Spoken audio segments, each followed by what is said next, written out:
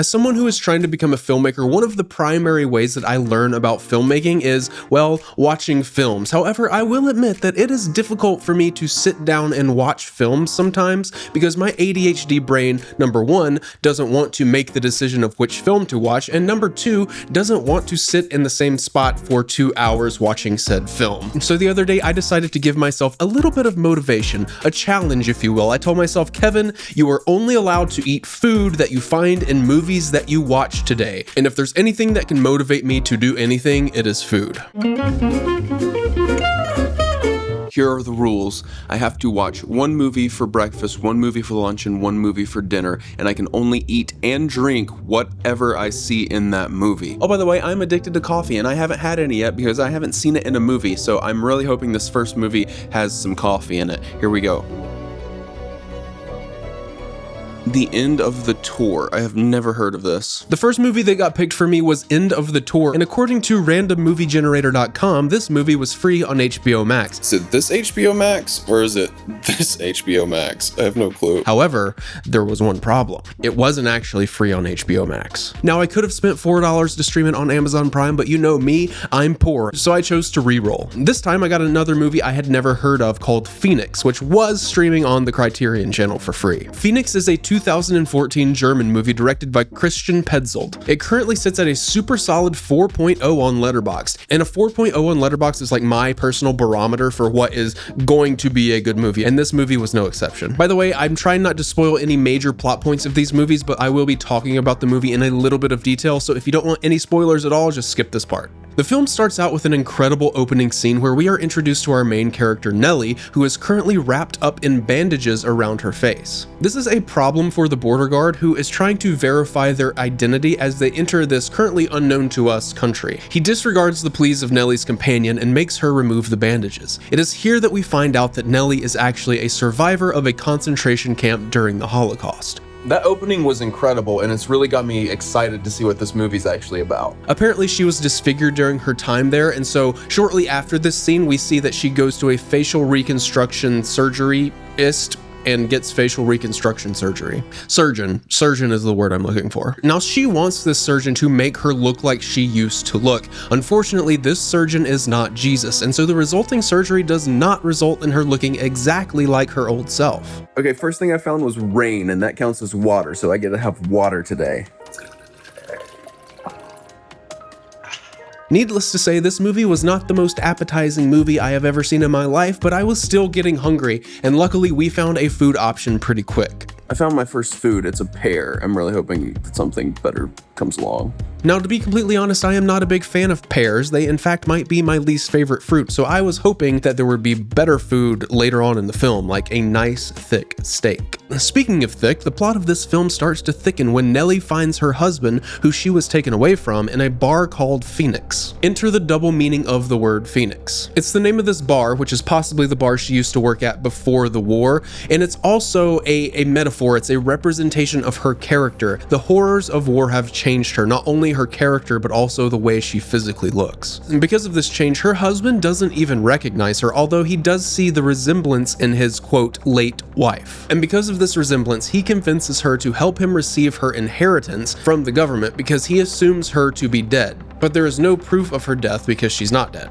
And first of all, let me say that I think this is a great movie, but it does come off as kind of unbelievable in some aspects. Despite this, I was still hooked throughout the movie. I thought the entire movie was interesting because I was willing to suspend my disbelief. The one thing I could not suspend, though, was my appetite. I swear, if pears are the only distinguishable food in this movie, I am gonna be pissed. But as the film went on, it was clear that this movie's goal was not to feed me. I really hope we see some coffee soon because I'm starting to get a little bit of a headache. In fact, it got frustrating at a point. Multiple times during this film, a character will mention that they are about to eat something and then they never eat it. Like this scene around a dinner table. Okay, they're framing the food out of the shot. That's okay, we still have time. Lower the camera, show me what the food is. Come on, show me what the food is. Oh, yep, and there it is. No food on the table. However, I did find coffee in this movie. Oh, I swear that's coffee he's making right there. Yes, it's coffee. Let's get some. Overall, I think this movie is great if you can suspend your disbelief and view it less as a historical narrative and more as a metaphor. It works best when you view it as a portrayal of the underlying character development that occurs when tragedy changes someone for good. After being sent to a concentration camp, Nellie can no longer be seen as being synonymous with her previous self. The actions of others, the events of the world, and the atrocities afflicted on her have changed her, not only physically, but have changed her at her very core. No matter how hard she tries to grasp what she once had, to obtain a bygone fragment of who she once was, she cannot. Not only do people treat her differently than they did before, but she doesn't even recognize herself. In this context, the metaphor of the Pheonix brings more of a melancholy, even tragic tone to the film. Yes, she rose from the ashes, but for what? I ended up following everyone else's lead and giving this film 4 stars on Letterboxd and ranking it 10th on my favorite movies of 2014 list. It was a good movie, but it needed more food. Okay, I'm starting to realize that this video was an absolutely terrible idea because I only have a couple options to choose from, and really I feel like I only have one option here, and that is pears. Editor Kevin here, and apparently I must have zoned out at some point during this movie because I completely missed this entire shot of a peanut butter and jelly sandwich, and I'm kind of pissed about that because I didn't need to eat pears for breakfast. Since I don't have a pear tree growing in my backyard, I had to go to something called a grocery store to pick them up. To be honest, I'm not even sure those were pears. I chose to go to Ralph's, where I was confronted with the harsh reality that there's not only one kind of pear. I actually found 3 different kinds and chose to buy one of each. Rip my wallet. Okay, here's my breakfast, pears. I thought this video was going to be a fun video to make. I thought I would have some like pancakes and be able to go out to nice restaurants and have an excuse to spend some money on some good food, but no, I have to eat pears for breakfast. Oh, God. A little tough, pretty sour, but it has good flavor. Yeah, this one's softer. It's not as tart. You know, it has kind of almost a radishy aftertaste, but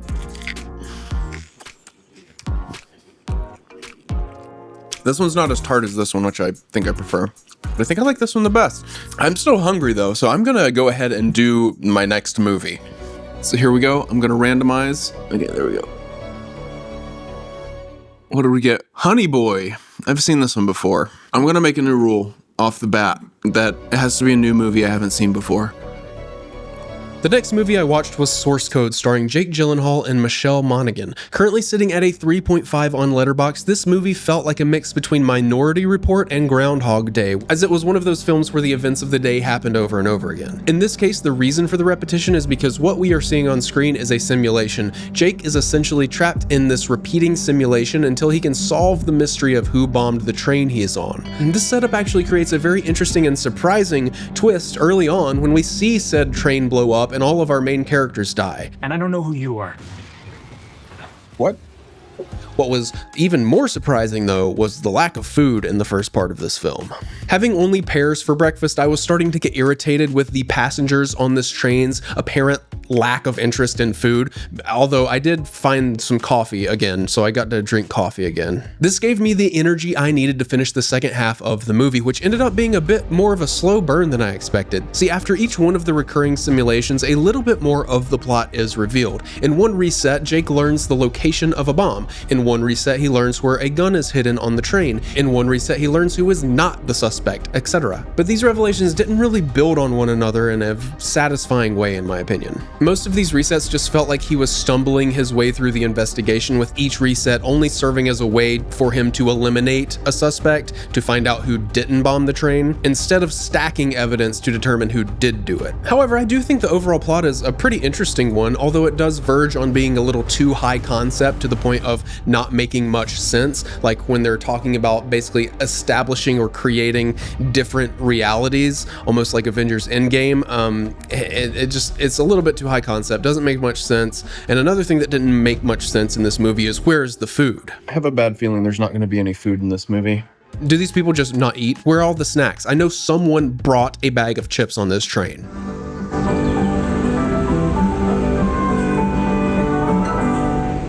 Do commercials count? Long story short, I did not find any food in this movie, so I guess I don't get to eat lunch today. Overall though, I enjoyed this movie enough. The plot kept my attention, but the themes were what stood out to me. Essentially, I think this film deals with the idea that the government treats its own soldiers like expendable hardware. Soldiers, the bravest and most deserving of respect out of all of us, are often just used as tools, as means to an end, sometimes even after their service has ended. Just take a look at the amount of homeless veterans in the US. Currently, the number sits at over 30,000. And instead of prioritizing their housing and medical treatment, the government would rather increase the military budget by $100 billion and prepare more soldiers for war. I gave this film 3 out of 5 stars and ranked it number 18 on my favorite movies of 2011 list. So this is the food from that movie. As you can see, there is no food because that movie had no food in it, so I don't get to eat lunch today. However, I do still have some pears from breakfast, so lucky me. Finally, it all came down to this. One last random roll to determine whether I would get to eat anything good today. Okay, I need to watch the next movie expeditiously, so here it is. Randomize. What do we got? What is it? 360. That has really bad ratings, so yay.